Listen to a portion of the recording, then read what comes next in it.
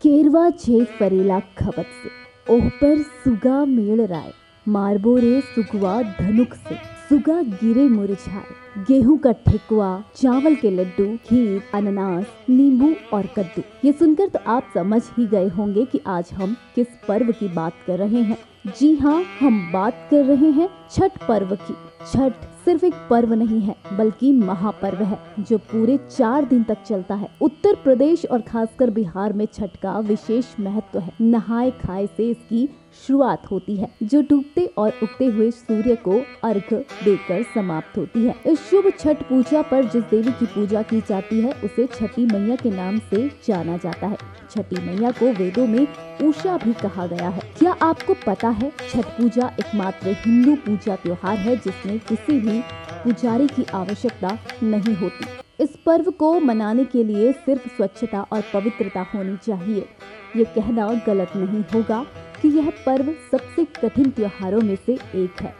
ऐसा इसलिए क्योंकि इसमें व्रत करने वाले भक्तों को 36 घंटों तक निर्जला व्रत करना पड़ता है, यानी इस दौरान वह पानी तक नहीं पीते। इस व्रत के नियम कानून बहुत कड़े माने जाते हैं, इसलिए यह सबसे कठिन व्रत में गिना जाता है। छठ को मन्नतों का पर्व भी कहा जाता है। इसके महत्व का इसी बात से अंदाजा लगाया जा सकता है कि इसमें किसी गलती के लिए कोई जगह नहीं होती। इसलिए शुद्धता और सफाई के साथ तन और मन से भी इस पर्व में जबरदस्त शुद्धता का ख्याल रखा जाता है। इस त्योहार को जितने मन से महिलाएं रखती हैं, पुरुष भी पूरे जोश और खरोश से इस त्योहार को मनाते हैं और व्रत रखते हैं। छठ पूजा की शुरुआत 17 नवंबर शुक्रवार से हो रही है। इस दिन नहाए खाए किया जाता है। 18 नवंबर शनिवार को खरना किया जाएगा।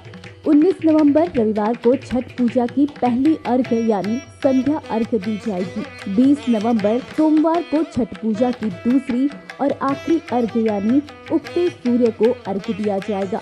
ऐसा माना जाता है कि छठ पूजा के उपासक पवित्र स्नान और संयम की अवधि का पालन करते हैं। ये 4 दिनों के लिए मुख्य रूप से परिवार से अलग हो जाते हैं। छठ पूजा के दौरान 4 दिनों तक उपवास रखने वाले लोगों को व्रती कहा जाता है। इस पर्व को सबसे पहले सूर्य पुत्र कर्ण ने सूर्य की पूजा करके शुरू किया था। कहा जाता है कि कर्ण भगवान सूर्य के परम भक्त थे और वो रोज घंटों तक पानी में खड़े होकर उन्हें अर्घ देते थे। आज भी छठ में अर्घ दान की यही परंपरा प्रचलित है। छठ पूजा में सूर्य देव, उनकी बहन छठी मैया, उनकी पत्नी उषा, प्रत्युषा की पूजा करने की परंपरा है। छठी मैया ब्रह्मा जी की पुत्री हैं। इन्हें षष्ठी माता भी कहा जाता है, जो संतानों की रक्षा करने वाली देवी मानी जाती हैं। छठ में डूबते और उसके बाद उगते सूर्य को अर्घ देने का यह मतलब होता है कि जो डूबा है उसका उदय होना भी निश्चित है, यानी अगर सभी परिस्थितियां खराब हैं तो वह अच्छी भी होगी। कई सालों से ऐसा माना जाता रहा है कि एक बार अगर आप छठ पूजा मनाना शुरू कर देते हैं तो हर साल परिवार को इसे करना पड़ता है। एक बार छठ पूजा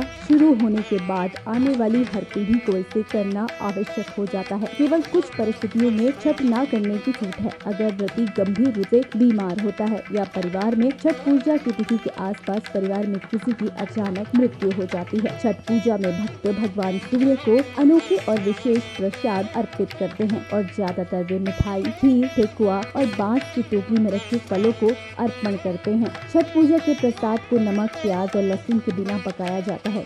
खजूर को छठ पूजा का सबसे महत्वपूर्ण प्रसाद माना जाता है। सूर्य देव की अंतिम आरती के बाद भक्त जन पूजा स्थल पर इकट्ठा हुए सभी लोगों को खजूर बांटते हैं। 4 दिनों के इस व्रत में छठ व्रतियों का सबसे कठिन साधना दंड प्रणाम है, जिसमें व्रती छठ घाटों तक जमीन पर लेटकर पहुंचते हैं। यह साधना सबसे कठिन नियम मानी जाती है और इसे मनोकामनाएं पूर्ण होने पर ही किया जाता है। इसके पीछे मान्यता यह है कि दंड प्रणाम के जरिए अपना शरीर भगवान सूर्य की आराधना में समर्पित करना, जिसे बड़े ही श्रद्धा के साथ महिला पुरुष पूरा करते हैं। दंड प्रणाम करने की अलग विधि है। इस दौरान व्रती हाथ में एक लकड़ी का टुकड़ा रखते हैं और जमीन पर पूरी तरह लेटकर अपनी लंबाई के बराबर निशान जमीन पर लगाते हैं। इसके बाद उसी निशान पर खड़े होकर दंड प्रणाम करते हैं। व्रती यह दंड प्रणाम करते हुए शाम को अर्घ्य और सूर्य के अर्घ्य के दौरान घर से छठ घाट तक करते हैं।